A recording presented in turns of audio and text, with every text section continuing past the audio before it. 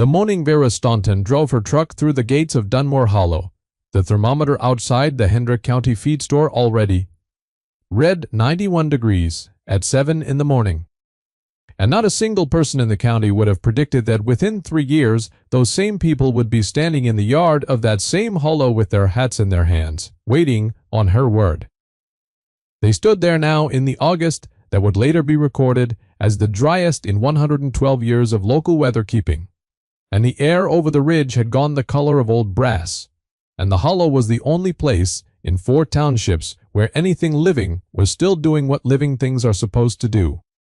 Vera stood at the fence, her forearms resting on the top rail, and she looked at the crowd gathered along the lane, and the crowd looked back at her. And nobody said much of anything, because there was nothing much left to say that the land had not already said plainly and first. She had not changed the hollow, she had listened to it. That is the only thing she had done differently from everyone else, and it turned out to be the only thing that mattered. But to understand what she did and why, you have to go back 30 months to the afternoon she first saw them. 7 sows standing in a broken pen on a property that 4 other buyers had already turned down, and you have to understand what everyone in Hendrick County thought of her and of those sows on that particular November day. She was 38 years old when she came to Hendrick County, which in the judgment of the county itself was neither old enough to know better nor young enough to be forgiven for her mistakes. She had come from a city which was strike 1. She was unmarried and intended to remain so, which was strike 2. She had purchased, sight mostly unseen, the old Dunmore property on the hollow of the same name. 41 acres of second-hand limestone and clay soil running down to a creek that was polite enough to run, but never ambitious about it, and she had paid $47,000 for the land and the buildings, which were a house with a leaning chimney, a barn in a state of philosophical collapse, and a set of hog pens that had not held anything with a heartbeat in 6 years. The county assessed the property at $39,000. Her friends, the 3 or 4 who still answered the phone, told her the number. 47 gave them a stomachache. But Vera had done the arithmetic, which was the first and last thing she always did before she moved in any direction, and the arithmetic had told her that $47,000 for 41 acres in a county with reliable groundwater was a number she could survive. The arithmetic was simple in its bones and brutal in its details.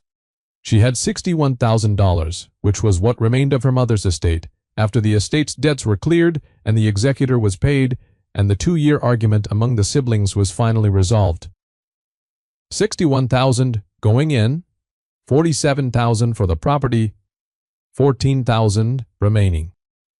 She needed the property to begin generating something within 18 months, or the $14,000 would run to nothing, and the bank would have a conversation with her that she did not want to have. 18 months was the number she carried in her chest like a flat stone, and she pressed it there when she woke at 4 in the morning and felt the size of what she had done. It was not a comfortable stone, but it was a real one. And real things had always steadied her more than comfortable ones. She had not planned on pigs.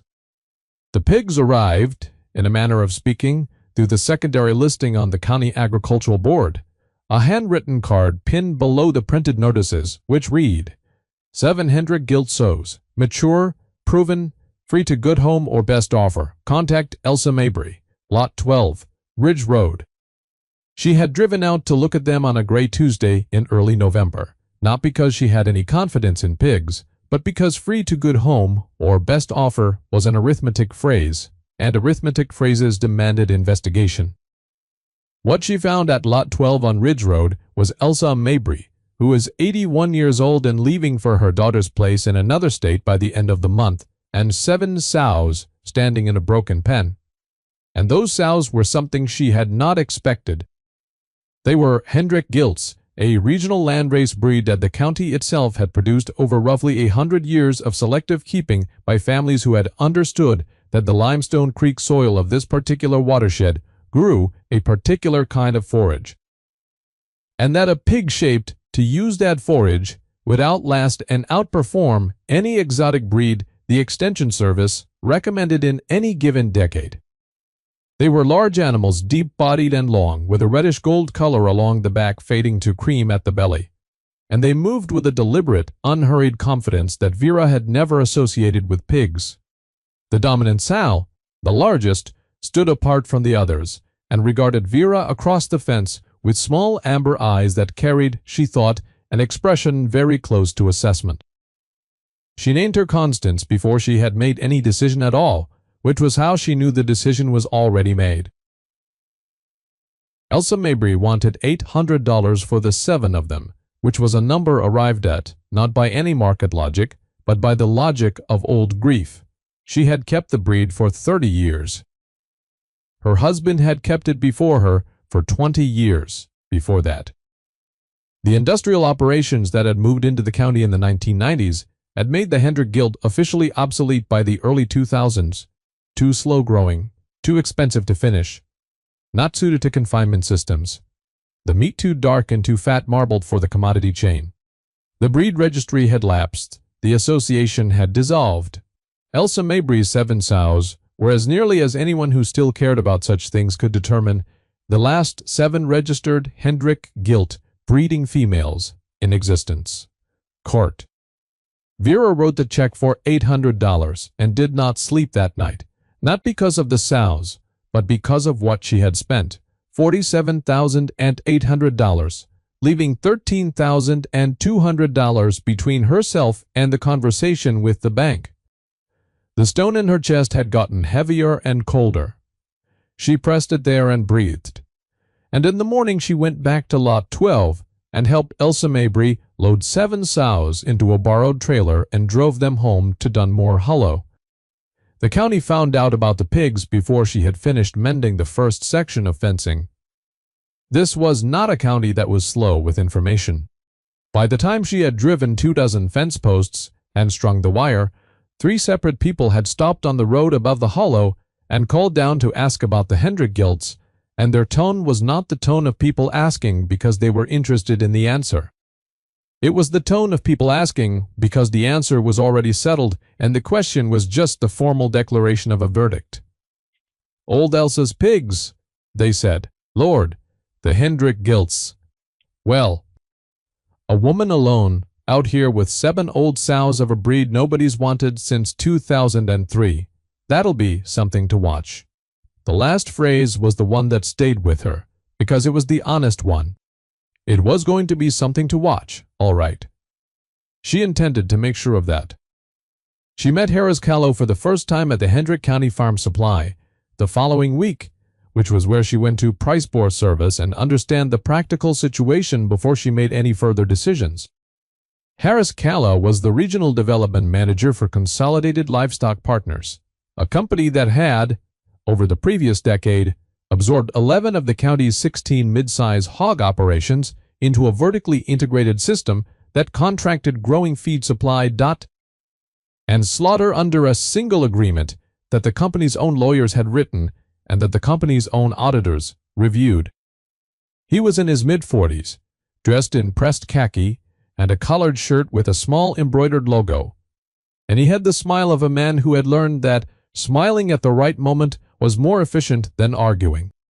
He introduced himself before she had finished her inquiry at the counter, which told her he had been watching the counter, or someone at the counter had told him she was there, and both possibilities were equally instructive. He said he had heard she'd picked up old Elsa Mabry's sows, and what a shame about that really, because those old Hendrick Gilts were a piece of the county's history and he had nothing but respect for the tradition. But as a practical matter, the breed was finished. The performance data just wasn't there. And if she was serious about making something work on Dunmore Hollow, he'd be glad to sit down and talk about a growing contract that could have her in positive cash flow within 6 months. He could offer her a startup package, feed her pigs from the company's own sow pool, feed on account, guaranteed prices. He said he was making the offer because he believed in supporting new producers and the county needed people willing to work. He said the sows she'd bought were essentially pets at this point, and he meant no disrespect. He said if she ever wanted to sell them for what she had in them, call him. He'd see what he could do. His card was heavy cardstock with a silver logo. Vera took the card and said thank you and asked the counter clerk about bore service and left. She drove back to the hollow and pinned his card to the support post in the barn with a single nail driven through the silver logo so she could see it while she worked. It was not a gesture of defiance. It was a practical reminder of the arithmetic. If she could not make the Hendrik guilt pay within 18 months, Harris Callow's number was the one she would be calling, and not on her own terms. The first winter was the education. She had read everything she could find about the Hendrik guilt, which was not much, because the breed had never been documented beyond local memory and a handful of entries in old state fair programs from the 1950s and 60s. What she had was Elsa Mabry's memory, transcribed across 3 phone calls before Elsa's daughter moved her out of phone range. And her own observation, the observation was the more reliable source. She watched the Sows for 6 weeks before she changed anything about their management, which meant she was watching them in December and January, when the hollow was gray and cold and the work was grim and solitary, and the 14,000, minus winter feed and propane, and the materials for a roof patch on the barn. The Sows moved across the lower 40 acres in a loose collective pattern that was not random. They returned to the same hillside at the same hours. They rooted in particular places and left others alone. They drank from the creek at specific bends. Constance, the dominant sow, never led them. She positioned herself at the rear and moved last, which Vera initially interpreted as age and later understood as something else entirely. The mathematics of the situation at the end of February stood at $11,400, remaining 7 sows, 1 boar arranged on a service lease at a cost she had negotiated down to materials and a half quart of firewood, and a first farrowing expected in mid-April if the timing held. $11,400, 18 months had become 15. She pressed the stone and breathed. It was in March that Paul Zorek came across the hollow's fence line for the first time. He was 74 years old, a retired orchard keeper who had immigrated from Poland in the 1970s and had farmed the adjacent 30 acres in a manner the county regarded as eccentric, which meant he did not use the inputs the Extension Service recommended, did not attend the meetings, and had never lost a fruit crop to the blight that had taken 2/3 of the county's orchards in 2 separate outbreaks over the past 20 years. He came to the fence carrying a wax paper parcel of sausage made from his own hogs, which were a different old breed he had been keeping quietly for 30 years, and he looked at the Hendrik gilts for a long time without saying anything. Then he said, "A root knows where the water is before the farmer does. You watch where they root, you will know where the water is, too." She said she had been watching. He said, "Good. Most people look, but they are not watching. There is a difference." He gave her the sausage and left.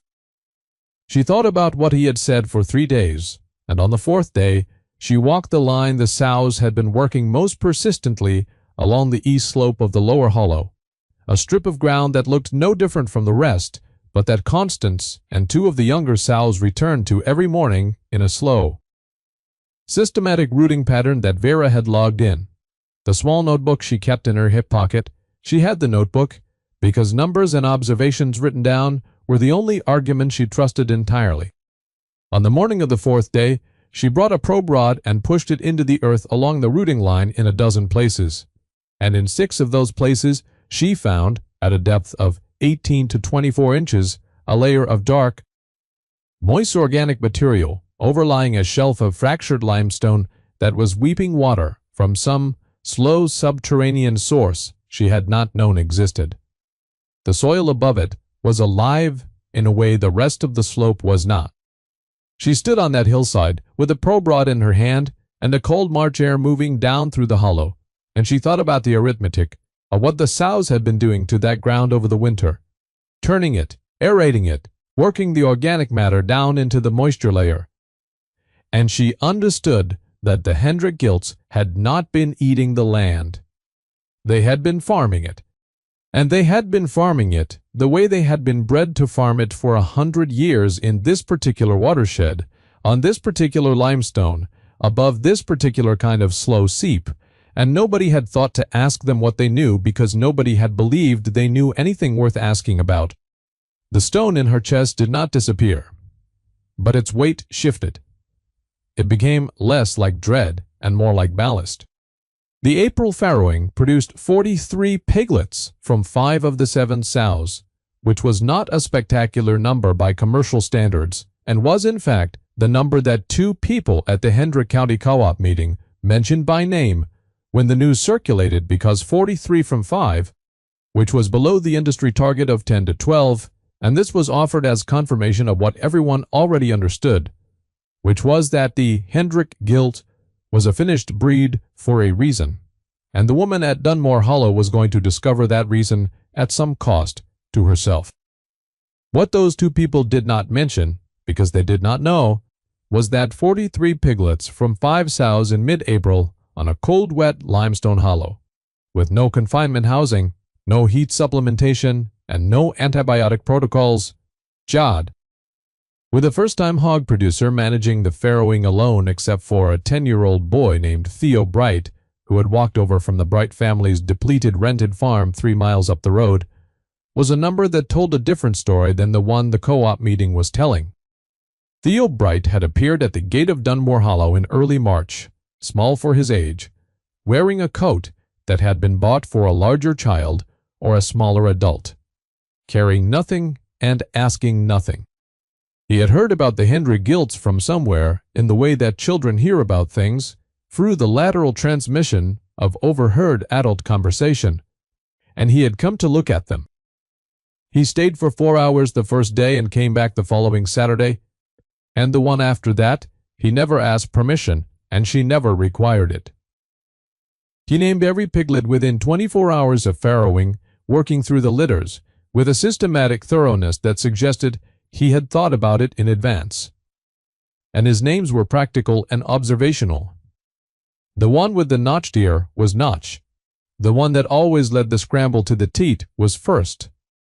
One that slept apart from the others was Bishop. He recorded the names in his own small notebook, which he produced from his coat pocket, and this was the moment Vera understood that Theo Bright was not a visitor, but a partner, because you only bring a notebook when you intend to keep track of something over time.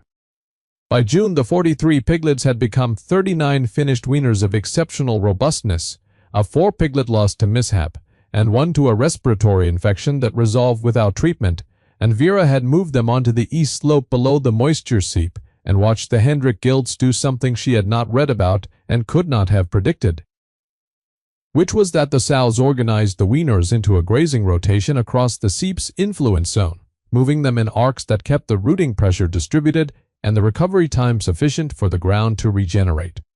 Constance directed this from her rear position, which Vera now understood was not slowness but supervision. The old sow was managing the land. She had done this before. She had done this, in her body's deep knowledge, on limestone hollow ground for her entire life, and she would teach it to her daughters, because that was what the breed had always done, and the fact that nobody in the county had cared to watch it happen did not make it less true. The notebook filled. She started a second one. The numbers in it were not the numbers Harris Callow cared about, which were daily gain and feed conversion and days to market weight. The numbers in her notebook were different. Moisture content of the soil at the rooting line on the first of each month. Forage diversity counts. The number of distinct plant species establishing in the worked ground. Weight gain per piglet per week. Plotted against the date. Each litter was introduced to the east slope. Ground temperature differential between the seep zone and the untouched west slope. These were not the measurements anyone had told her to take.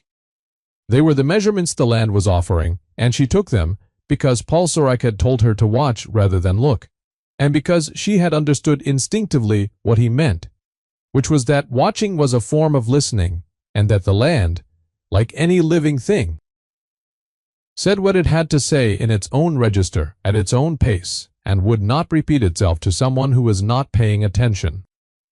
The outside world intruded in July in the form of a man named Deacon Pruitt, who arrived at Dunmore Hollow in a truck with out-of-state plates and a cooler in the back, and who explained that he supplied 3 restaurants in a city 4 hours away, restaurants that were paying a significant premium for heritage pork of documented provenance, and that he had heard about the Hendrick Gilts through a breed registry reconstruction effort being undertaken by an agricultural university, whose extension department had recently gotten very interested in regional land races. He tasted the first cuts Vera had processed from her earliest market animals. 2 barrows she had finished on the east slope at 8 months of age, and he sat very still for a moment after the tasting and then asked what she was getting per pound from the local auction. She told him he named a number that was 2.5 times the auction price and said he could take 12 animals per quarter if she could supply them. He said the intramuscular fat distribution was unlike anything he had seen in heritage pork. More complex, he thought, related to the forage profile the animals were accessing, and the depth of flavor suggested a stress-minimal finishing environment that was almost impossible to replicate in any managed system he had encountered. He asked if she had ever considered scaling up. She said she had considered everything. She took his number and gave him hers, and after he left, she sat in the barn with the notebook in her lap for a long time. The arithmetic had just changed. Not enough to relax, not nearly enough to stop watching, but the stone had shifted again. She did not tell anyone in the county about Deacon Pruitt. This was not deception. She had simply learned through 38 years of being the kind of person who was told she was wrong before anyone had checked whether she was right, that a private truth held close is safer than a public truth held loose, and that the time to show your hand is when the stakes are high enough to make showing it matter. She entered the numbers in the notebook, in a column. She headed Q revenue, without elaboration, and she kept farming. Theo Bright knew something had changed because he watched her the way she watched Constance, from a distance and with patience, and one afternoon he said, "Somebody came who understood what they are, didn't they?" It was not a question. She said, "Yes." He nodded, and went back to filling water. The second farrowing in the fall was from 6 sows, the 7th having gone into retirement in the only way available to her, mourned by Theo more than by anyone. Her name entered in his notebook with a double line beneath it, as was his custom for marking things that were finished. The second farrowing produced 51 piglets from 6 sows, 8.5 per litter on average, and the count would have looked unremarkable to Harris Callow, who was by this time making his second approach to Dunmore Hollow. He came in October, driving alone, and his smile was the same. But something behind it had changed by 1 or 2 degrees in the direction of effort, meaning it was requiring slightly more of him to maintain. He said he had heard she was doing all right out here, which was generous language for what he had heard, and he wanted to revisit his earlier offer because his company was expanding its integration program, and he had more flexibility on startup terms than he'd had before. He could offer a premium genetic agreement where she supplied breeding stock to his company's sow pool. He named a number per head for the sows. He said it was a significant number relative to what a Hendrick Gilt would bring at auction. She said, "I appreciate the offer." He waited for the second half of the sentence. There was no second half. He said he'd leave the terms with her in writing and she could look them over. She said she was sure she could. He left. The terms went on the post beside the first card, which had faded over the winter but was still legible through the nail hole in the silver logo. It was in the late spring of the 3rd year that the summer arrived early and wrong. It came not gradually, the way heat is supposed to come in this county, building through May and peaking in July, but all at once, like the county had walked through a door into another climate entirely. By the first week of June, the creek was 1/3 of its normal depth.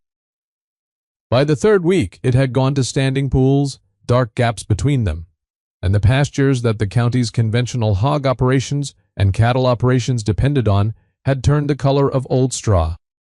A drought advisory became a drought declaration. the declaration became an emergency. The county agricultural officer drove through the townships, and the news that came back was the same everywhere. Water, feed, and cash were all running short in exactly that order, and the catastrophe was going to sort the farms into those that survived and those that did not, and nobody yet knew which category they were in. Vera knew which category she was in. She had known since March, when she had checked the moisture readings along the east slope and found the seep was not diminishing, but was in fact slightly more active, as if the pressure differential created by the dry surface was drawing the subsurface water upward. The east slope was still green. The forage plants that had established in the Hendrick Gilts worked ground, a diverse community of deep-rooted species that had been in the county's soil seed bank for decades, waiting for the right disturbance, were still growing. The sows were still cycling through their rotation. The water in the trough off the seep ran full. This was not magic. It was the arithmetic of 100 years of a breed, shaped to this particular ground, doing what it had always done, which was to cultivate the conditions of its own survival in a way that happened to also cultivate the conditions of everything around it. The ground remembered. Paul Sorick had been right about that from the beginning. The first person to come was not the most important, but she was the most honest. Marlene Dryber drove up the hollow lane in the second week of June with a trailer and a sunburned face, and a look that Vera recognized as the look of someone who has been rehearsing an apology for a longer drive than they had planned. Marlene had been one of the louder voices at the co-op meeting 18 months ago, the one who had said 8.6 per liter in a tone that required no further elaboration. She had 63 weaner pigs on her operation that were running out of viable pasture, and she could not afford the commercial feed to finish them in confinement, and she had heard, through the particular lateral transmission, that the county employed for information it did not want to be seen transmitting, that Dunmore Hollow was still green. She said she was not asking for charity. She said she could pay fair lease on the acreage, and she understood if Vera said no, and she would not hold it against her. Vera said she would need to think about it overnight, which was true. She was not performing deliberation. She was actually running the arithmetic in the second notebook. In the column she had added the previous fall, when she had first understood that the east slope could carry more pressure than her own animals were applying to it. And she had to know whether 63 additional animals for a finishing period of 8 to 10 weeks would damage what the Hendrick Gilts had built, or whether the rotation logic could absorb them without permanent harm. She called Paul Sorick that evening and described the east slope's current carrying capacity and the moisture readings from March, April, and May. He was quiet for a moment, and then he said, "The ground that has been taught how to give does not forget the lesson. A teacher does not stop knowing what she knows because a new student arrives. You will need to watch carefully. But the slope has learned."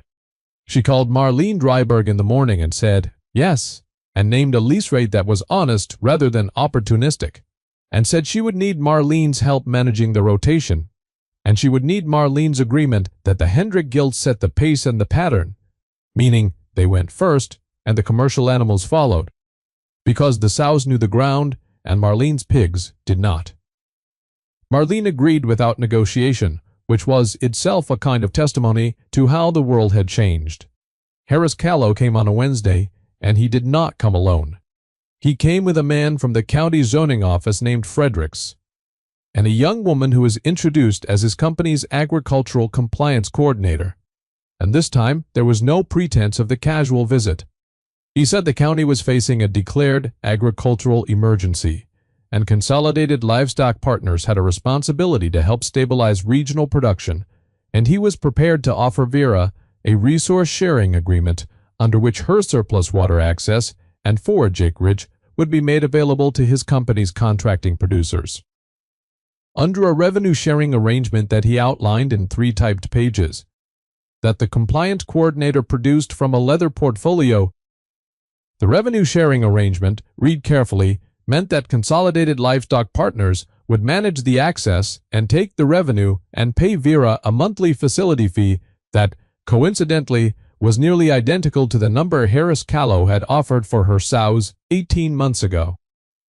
She read all 3 pages at the kitchen table while he waited. Fredericks from the zoning office looked uncomfortable. The compliance coordinator looked at her phone. Harris Callow maintained the smile. Vera read the pages a second time and set them down and said, "Mr. Callow, when did you last have someone walk the East Slope?" He said he hadn't had occasion to visit the East Slope personally. She said, "Someone has, I keep notes. The readings along the East Slope show foot traffic in January that I didn't make, and that Theo Bright didn't make, and that Powell Sorek didn't make. I've got the dates and the approximate positions. I've also got the name you gave Deacon Pruitt's restaurant supplier when you called them in November, which was the Dunmore Hollow Heritage Project, which is not a name I use, and not a name anyone here has ever used, except now apparently you." The compliance coordinator had stopped looking at her phone. Fredericks from the zoning office had the expression of a man who wanted to be somewhere he had never heard of. Harris Callow's smile completed its long journey to finished. He said the conversation had taken a direction he hadn't intended, and perhaps they should revisit the agreement terms. Vera said, "The terms I'm offering are not in your pages. The terms I'm offering are that the acreage of the East Slope is available to any farm in the county that needs it for the duration of the emergency, at a finishing lease that covers the labor of rotation management, which is mine and Marlene Dryberg's and Theo Bright's, and that the Hendrick Gilts set the rotation schedule, and that every producer who uses the slope agrees to a 2-year grazing moratorium on whatever portion of their own ground needs recovery. Under a plan I'll help them write. Your company is welcome to participate on those terms like anyone else, which means paying the labor lease and following the rotation, but you will not manage the access, and you will not name it or market it or set the rates, because the slope is not yours, and neither is the breed, and neither is what they have built here together." He said that was not a workable structure for his company. She said she understood that. She said she hoped he'd have a safe drive back. Fredericks from the zoning office thanked her on the way out the door. He said it quietly, facing away from Harris Callow, and she nodded and let it stand at that. The next 2 weeks were the ones the county would tell about for a long time afterward. In the lateral transmission way, it told about things it had not quite witnessed directly, but had absorbed through proximity to someone who had. 17 farms brought animals to Dunmore Hollow in that period, which meant 17 families had conversations with their pride before they had conversations with Vera. And every one of those conversations had a shape that was more or less like Marlene Dryberg's. The lawn drive, the rehearsed speech, the honest statement of need. She did not make any of them easy, exactly, but she did not make them harder than they already were, which was the only grace she knew how to offer, and the only kind worth offering. The labor lease was low. The rotation plan was real. She drafted each farm's recovery plan herself in the evenings, from the notebook data and Powell Sorek's consultation, and she sent Theo Bright with each plan to explain it, because Theo could explain things about the land in the plain declarative language of a child who had watched carefully. And plain declarative language was what people in crisis could actually hear. Harris Callow left the county in the 3rd week of July. Not permanently, in the geographical sense. His company still held contracts here, and would for some years. But he left in the sense that mattered, which was that, after the Wednesday, at Vera's kitchen table, he stopped being the person who controlled the direction of things. The county understood this, even if it did not say so in any meeting or any newspaper. The county understood it, the way it understood everything important, obliquely and collectively, and all at once. Consolidated Livestock Partners contract renewal rates in Hendrick County dropped by 4 operations the following year, and then by 3 more, and the former contract producers cited in their exit letters a preference for direct marketing and breed diversification, which was a polite way of saying they had watched what happened on the East Slope and had begun to think about the arithmetic of their own dependence differently. Powell Sorek came to the Hollow in late September when the drought had broken in. The slow way droughts break in this part of the country, not with dramatic storms, but with a gradual return of humidity and overcast and a week of gentle, persistent rain that fell as if the sky were simply correcting an oversight. He stood at the east slope fence with Vera and Theo and looked at the ground, which was recovering visibly, the forage communities pulling together, the Hendrik gilts moving through their rotation with the unhurried confidence of animals who had never doubted the ground would come back because they were the reason it was coming back. Constance's oldest daughter, a sow Theo had named Tenure, now led the morning movement, and Constance herself had taken the rear supervisory position that was the position of the one who already knew how everything was going to turn out. Paul said, "A root knows where the water is before the farmer does." He said it as if for the first time, with the same gentle cadence, because he understood that the things worth saying are worth saying again at the moment that gives them their second meaning. She said she knew. He said, "Now the farmers know too. This is better than the root knowing alone." Theo wrote this down in his notebook. He had started a third notebook by September, because the first two were full, and the third had a different character from the first two. It contained not only measurements and names and rotation records, but small drawings of the sows in their positions, and maps of the east slope at different stages of recovery. In Theo's careful, deliberate handwriting, the words Dunmore Hollow Breed Records, Volume 3, which was not a title anyone had assigned him, but which was exactly right, because that was what it was, and Theo Bright had always called things what they were. The county's formal recognition of the Hendrik gilt came the following spring through the Agricultural Extension Office, which published a breed profile in its quarterly newsletter based on the data Vera supplied from the 3 notebooks and the additional observations Deacon Pruitt's restaurant partners had contributed after the breed attracted the attention of a heritage foods organization whose board included 2 members of a national agricultural press. The profile described the Hendrik gilt as a regional landrace of exceptional ecological function, specifically adapted to the limestone creek hollow soils of the watershed, possessing a forage intelligence and a soil cultivation behavior that warranted serious conservation attention.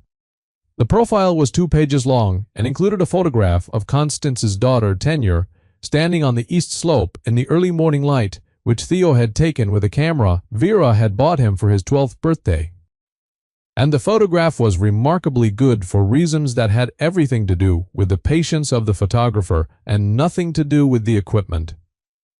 The breeders who came were not all local. Some drove 3 hours. One drove 7. They came with notebooks and questions, and in several cases with a humility that was earned rather than performed, which is the only kind that is any use. Vera answered their questions from her own notebooks and from Powell Sorik's accumulated wisdom, which she was careful to attribute, and from the observations of Theo Bright, which she was equally careful to attribute, because the record of who watched and who listened and who wrote it down mattered more to her than any other kind of record. And she intended to keep it honest. The Hendrik Gilt Breed Association was re-established in the 3rd spring, with Vera as its founding registrar, Paul Sorik as its emeritus advisor, and Theo Bright as its record secretary, a position whose title Vera invented because Theo was going to do the work, and the work deserved a name. The association's founding document. 1 page. Written by Vera in the plain-spoken literary vernacular of someone who had grown up reading careful prose and had decided that careful prose was the most honest instrument available, stated that the purpose of the association was to preserve and study a breed shaped by and for a specific landscape, and to ensure that the knowledge the breed carried in its habits and its biology was documented by people willing to watch carefully over time, and that the breed's animals would be distributed to stewards rather than sold to buyers, meaning that acquisition of a registered Hendrik gilt required the completion of a land assessment and a 2-year observation protocol rather than a check. The check, where one was written, would be nominal and would go into a fund for the recovery of marginal limestone hollow ground throughout the watershed. Marlene Dryberg was the first person on the waiting list for a registered gilt. She had been on it since the morning she drove down the hollow lane with her rehearsed apology and her 63 wieners, and she had spent the waiting time completing the observation protocol, which Vera had helped her design for her own ground. And her records from that protocol were already showing what the east slope had shown 3 years earlier, that the ground had a direction it wanted to go, and that a patient watcher could learn to assist rather than oppose it. Marlene's guilt arrived in late April of the fourth spring, a daughter of tenure, amber-eyed and deliberate, and already at 6 months moving across Marlene's hollow with the assessing patience of an animal that understood the assignment. Vera stood at the fence of her own hollow on the morning the rains came back reliably, the second spring after the drought year, and she watched Tenure's third farrowing moving through the east slope in the early light, and the numbers in the current notebook were as follows: 22 registered breeding females in the county and 2 adjacent counties, 4 active stewardship apprenticeships, 1 ongoing university partnership documenting the breed's forage ecology, and the east slope's moisture readings the highest they had been since she had first inserted the probe rod in that cold March of the first year. The stone she had carried in her chest was gone, not removed exactly, but absorbed, the way a stone in a field gradually becomes part of the field, indistinguishable from the ground that has grown around it, and accepted its weight as given. She did not miss it as a comfort because she had better ballast now, which was the knowing kind. The kind that comes from watching long enough and writing down what you see and letting what is true be true, whether or not anyone in the county believes it yet.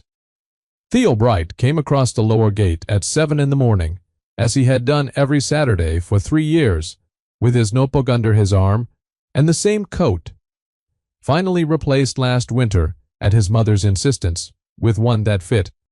He stopped beside her at the fence, and they watched Tenure moving at the rear of the farrowing group with the unhurried authority of the one who already knows how things will come out. He wrote something in his notebook and showed it to her. It said, "Tenure's litter, all 11 present, 7 on east slope rotation, 4 resting. Constance the second, learning rear position." She looked at the number 11 and thought about the co-op meeting, and the people who had said 8.6 per litter in the tone that required no elaboration.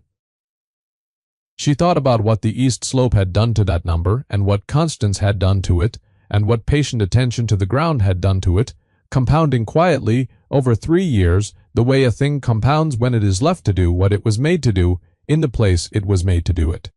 11 per litter now. From the 3rd generation on the slope, which was 2.5 more than the number that had been offered as proof of worthlessness. She thought about what the east slope had done to that number, and what Constance had done to it, and what patient attention to the ground had done to it, compounding quietly over 3 years the way a thing compounds when it is left to do what it was made to do in the place it was made to do it. 11 per litter now, from the 3rd generation, on the slope which was 2.5 more than the number that had been offered, as proof of worthlessness. The ground remembered. The breed remembered. The numbers, finally, agreed. Paul Surek's voice was in her head as it tended to be in the mornings now, in the way that the voices of people who have told you something true become part of the ambient sound of the place where you heard it. A root knows where the water is before the farmer does. The root had known. The water was there. The farmer had learned to listen. This was the whole of it, really, stated plainly and without ornament, which was the only way it could be stated without losing the part that was true. She was 41 years old. She owned 41 acres of limestone hollow ground and 22% of the founding stock of the only functioning Hendrick Gilt Breed Association in existence. She had 2 full notebooks, and most of a 3rd, and a partnership with a retired Polish orchardman, and an 11-year-old record secretary, and a growing list of stewards who had learned to watch rather than look. She had a leaning chimney and a barn that no longer threatened to become a philosophical position, and a fence line that she had driven herself, post by post, in the first hard winter. She had the hollow and the sows, and the mornings which were the same mornings the county had always had, only now she was in them, which was what belonging felt like when you had earned it the slow way, by staying and watching and letting the ground teach you what it already knew. À la limite, 7? Que tu dis? À la limite 7, je peux, mais faut que je coupe le live. Pas compris. Ça va, gros? C'est un petit ça va, ça. Dis donc. D'ailleurs, pourquoi tu streames plus, toi?